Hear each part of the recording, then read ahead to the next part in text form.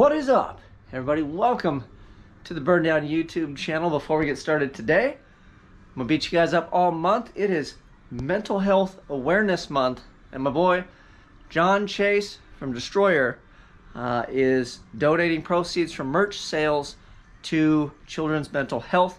He is partnered with an organization that is a nonprofit, and they help kids in need. So I actually have a couple of his stickers here. So he's got stickers and t-shirts and flip-flops and hats and you name it. Go grab something cool, support a great cause and a great guy, and let's make this month a banger over there for John. So I appreciate you, brother. I appreciate everything you're doing, and I'm just glad to be a part of it. So on today's episode, let's get down to it now. We do our little infomercial. We were working on this guy still. So I was actually getting froggy with it. It's the afternoon, I finished up working. But I figured I would share stuff with you. And then this dude, it's still cooking. I just got this welded, and then I got baffling in there. So the idea, this is the race tank, and then the pumps, plural, will sit here. And then hopefully that kind of helps with fuel slosh back and forth and keeps majority of it on this side. But ultimately, this is a race tank, so the thing needs to basically be full when we make a pass. It's just under 5 gallons roughly, should be. And yeah, we had some ugly gaps, but we welded it up. We got the bottom and all the stuff. So we could put some water in that. So I got a cricket. It's not even dark, dude. Shut up. So we'll put water in this thing, check it together, see if there's any leaks after it cools down a little bit. But we moved over to here. I got some of the accessories in. So this is a fuel level sender. I did check, it says on their site this guy here is supposed to be E85 safe, so we'll find out. If not, at least I can pull it out and we'll figure something else out. But that guy's supposed to be E85 safe. And then I believe we have the same one in the Bago. I don't know if it's the same brand, but it's the same kind of slider deal guy. So we're gonna install one here.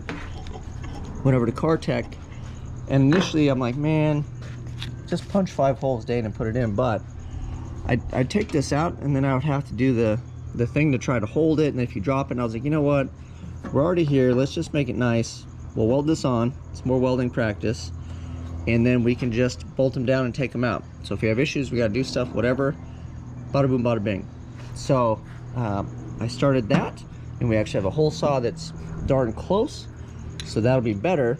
And then that's the reason this one was all gapparooed out, gapparonied, because I tried to hand carve it like last time, but I was in a hurry and it was terrible. So take your time when you're doing this.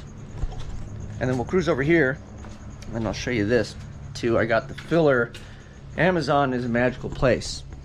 So we've got, look at this, 4-inch billet awesomeness, so for the drive tank. And then this is my other hat for the race tank.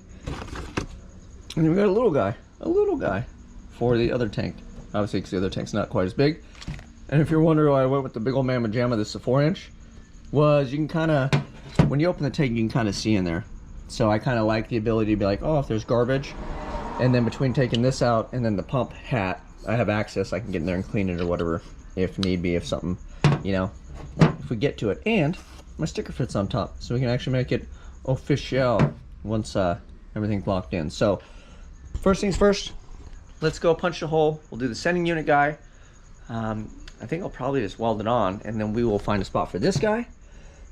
And then hopefully I've got a hole saw. So we will see, we'll take our time. And we'll get kind of through these. And then as the other one cools down, we'll throw some water in it while we're doing that. So that way we can go back and check on it and see if it leaks at all. And then at some point I should pressure check these, but I want to get the AN fittings and get everything outfitted. And before we put any fuel in, we'll try to put some air in it, cap these things off, and put a little air and do the soapy water test and do one of these. And our booger welds are holding. Ta-da! All right, we got this welded on, and it's probably hard to see, but there's a pretty big dip. So when I did this, I did it as flat sheet, and it kind of warped this, and then I forced it into shape and welded it. So when we just put that in just now, it made it even worse. But we're gonna put a tank over the top of it. And I'll tell you what, I made 2 gas tanks, so I'm not gonna complain. I'm actually really proud of this for not knowing what I'm doing and just doing this thing by hand and kind of learning as I go.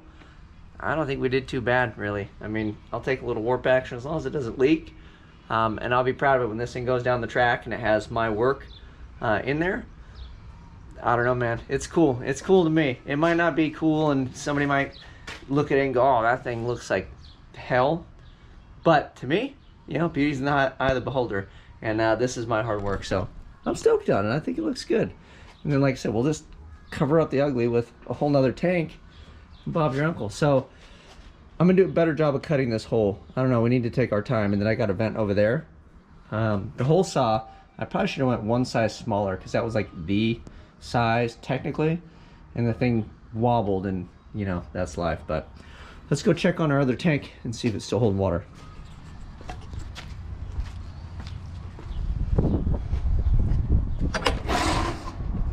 I don't see any moisture. She looks nice and dry to me. So we'll leave this out here. Let's see if I can move it without tipping it over.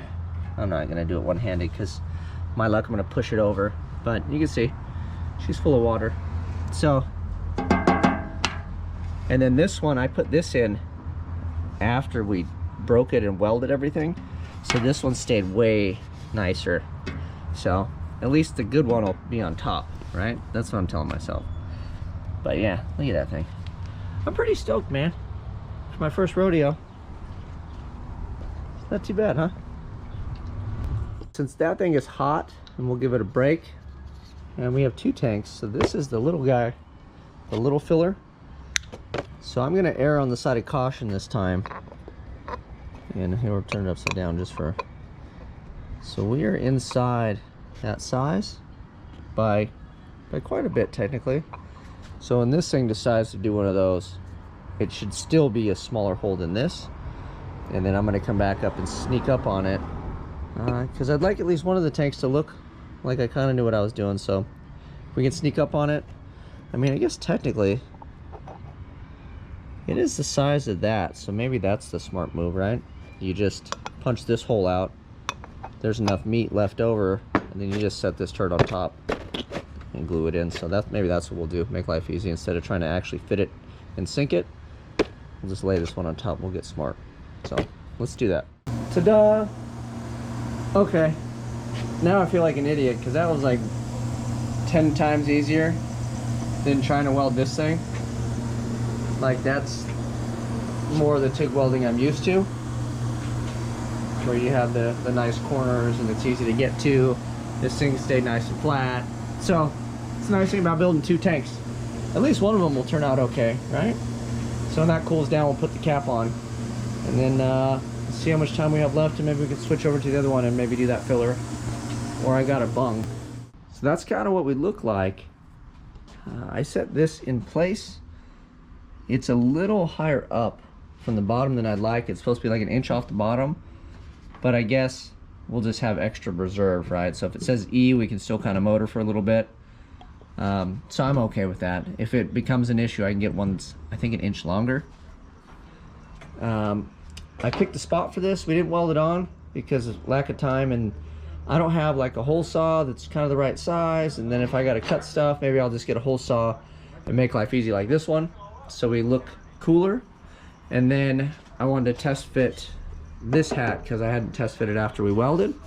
So that actually fits, and the pumps touch the bottom of the tank. Everybody's happy.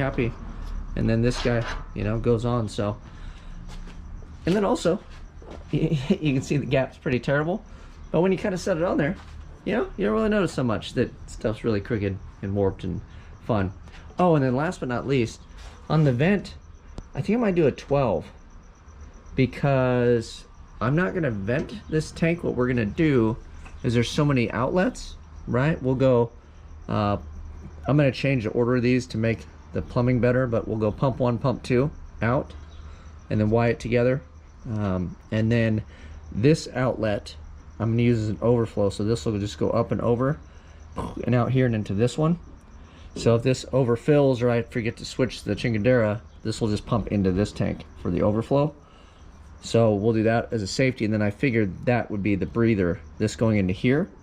I'm hoping would be enough of a vent, so we'll make this vent large to accommodate both of these guys breathing. So I'm thinking a 12 here for the breather, and then we can neck it down or whatever. I have a 10, but I don't know. Let me know what you guys think. I'll do a little bit of research. So I do have a 10. I might get a 12. And I have to see what size my rollover valve is too before we do that, because I want to say it's like a 10 or 12. I want to say it's a 12, and I necked it down because we could just go big rollover mamma jamma right here with a little filter on top, and then that'll be vented, and then that vents both of these. So pump 1, pump 2, return, plug it. This guy will go into here, right? Fill it up, plug this, pump out, return, and then I believe we'll plug that guy as well. So that is that. I have some other fun stuff coming. I'll share with you guys when it shows up, and we're gonna keep on rolling. I'm feeling pretty good about this. Oh, and then we don't have a drain on this. You'll notice we do have a drain on this because we can just turn the pump on and pump this into this tank. So this technically shouldn't really need a drain. Plus it's small enough you can kind of manhandle it. This thing, good luck, dude, when it's full. I had it full of water and I couldn't move it. And then also, we didn't get any water leaks on this, so I feel pretty good about my boogers. That is it. Go to johnchasestudios.com, get some gear, support a good cause. Whew, I gotta go do some dinner, and then we'll get after a little bit after hours, starting again tomorrow. You guys, I'm out.